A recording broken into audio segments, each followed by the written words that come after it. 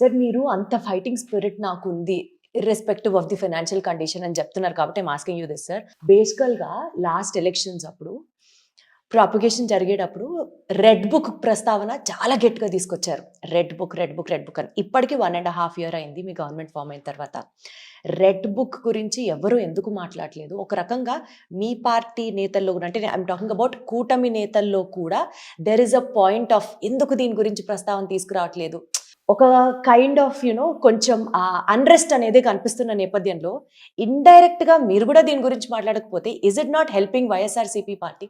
చూడమ్మా, నాకు రాజకీయాలు అనేది ఎన్నికల వరకే ఉండాలి. ఆ తర్వాత అడ్మినిస్ట్రేషన్ రావాలి, గవర్నెన్స్ రావాలి.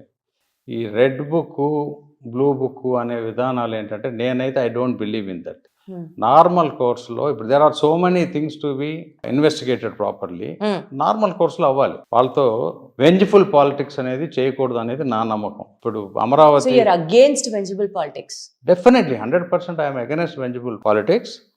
మనకి ప్రజాస్వామ్యంలో మనకి భారతదేశంలో 5 సంవత్సరాలకు 60 నెలలకి ఎన్నికలను పెట్టారు. ఈ 60 నెలల్లో మనం ఏం చేయగలం, ఏం చేసాం అనేది చూపించాలి. నెక్స్ట్ మన వర్క్ను చూసి నెక్స్ట్ మళ్ళీ ఓటీలు అడగాలనేది నా నమ్మకం ఒకటి. రెండోది, ఒకవేళ కనుక ఎస్ట్వెల్ గవర్నమెంట్లో, పాత గవర్నమెంట్లో తప్పులు జరిగితే చట్టం దాని పని చేసుకుపోవాలి.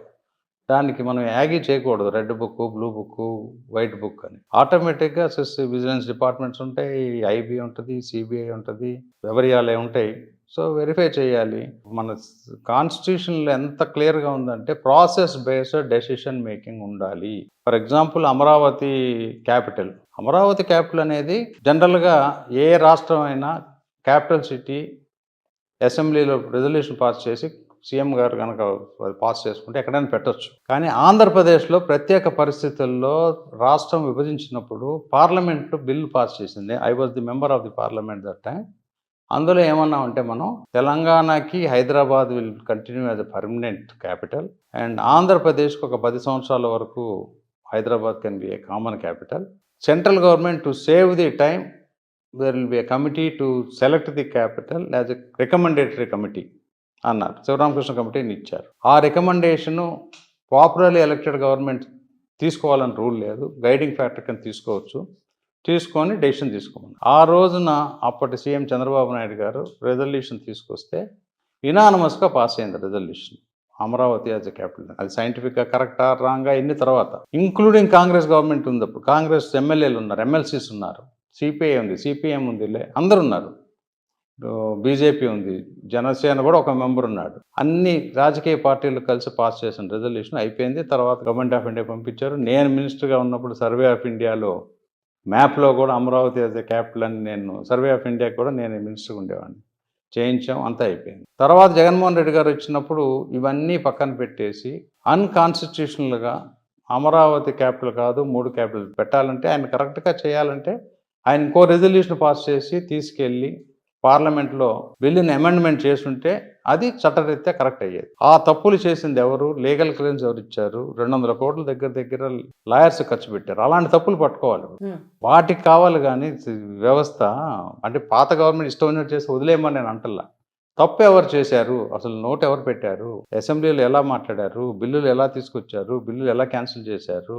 అనేలింగ్ bill also is not easy. It's a big subject. Rishikonda palace ఉంది. రిషికొండ ప్యాలెస్కి అసలు ఎన్వైరన్మెంటల్ తప్పులు ఉన్నాయి. అందులో government of India environmental ministry said that you cannot move here and there అన్నీ చేశారు. దాని మీద కదా మనకు కావాల్సింది. స్క్వేర్ ఫీట్కి 30,000 కట్టారా, 20,000 కట్టారా, అది కాదు ఇంపార్టెంట్. అక్కడ టెండర్ ప్రాసెస్ కరెక్ట్గా చేసి క్వాలిటీ ఆఫ్ ది వర్క్ ఉంటే కరెక్ట్. నా ఉద్దేశం అది. సో రెడ్ బుక్ లో మాట్లాడుకునే పొలిటికల్ సబ్జెక్ట్స్ కన్నా there is much more beyond అంటున్నారు మీరు. What public has to know. Red బుక్లో ఎవరైనా కనుక అన్కాన్స్టిట్యూషనల్గా కానీ అన్పార్లమెంటరీగా కానీ అవతల వాళ్ళు మాట్లాడుంటే పర్సనల్ వెంచర్లు ఉంటే you prove that by winning through the election. అందుకే కదా మన గెలిపించారు, వాళ్ళని ఓడగొట్టారు. Because people have not like their ఇది. కాబట్టి రైట్ ఆఫ్ చేసేసి ముందుకు వెళ్ళాలి కానీ we should not waste even a minute for such kind of things అనేది నా నమ్మకం. వాట్ ఈజ్ దట్ రేపు పొద్దున ఫ్యూచర్ భావితరానికి మనం ఏం చేయగలుగుతున్నాం, ఏం చేయాలి.